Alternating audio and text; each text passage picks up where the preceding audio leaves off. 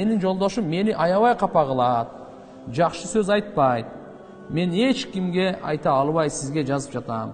Сабыр менен жашап өмүрүм өтүп жатат.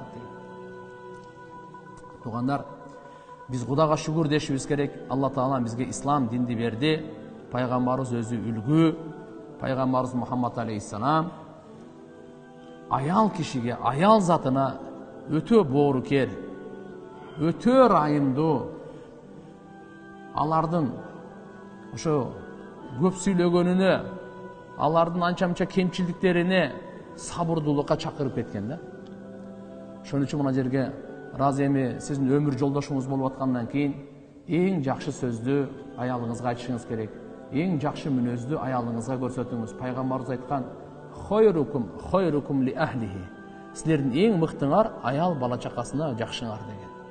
Пайгамбар саллаллаху алейхи ва саллям өзү жубайларына эң жакшы мамиле кылат эле. Алардын бардык нерсесин эске алат эле. Ооруганда, уктап атканда, кийим кечесинде, сапарга, адилеттүүлүгүндө, бардыгында Пайгамбар саллаллаху алейхи ва саллям жакшы карачы тугандар. Ошон үчүн биз да пайгамбарыбызга эрчип, пайгамбарыбыз "Истаусу бин нисаи хайра", силер аялдар тууралуу менин жакшылык кылуу осуятын алып койгула дегенде, коштошуу ажылыгындагы бул сиздерге, биздерге пайгамбарыбыздын осуяты. Эгерде пайгамбарыбызды чыныгы жакшы көрсөк, анда аялдарга жакшы мамиле кылайлы, өзгөчө турмуш жарыңызга жакшы мамиле кылыңыз. Сиздин урпаңызды уланта турган ошол. Сиздин балдарыңыздын энеси ошол. Сиздин ыйманыңызды сактай турган ошол туган.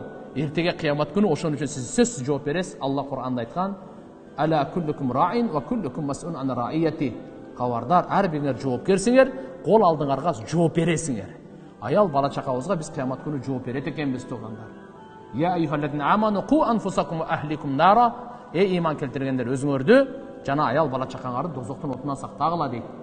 Демек биз аларга дин, адеп, ахлак, сабырдуулук, жакшылыктын бардыгын үйрөткөнгө, ушунун бардыгына биз жоопкер экенбиз тугандар.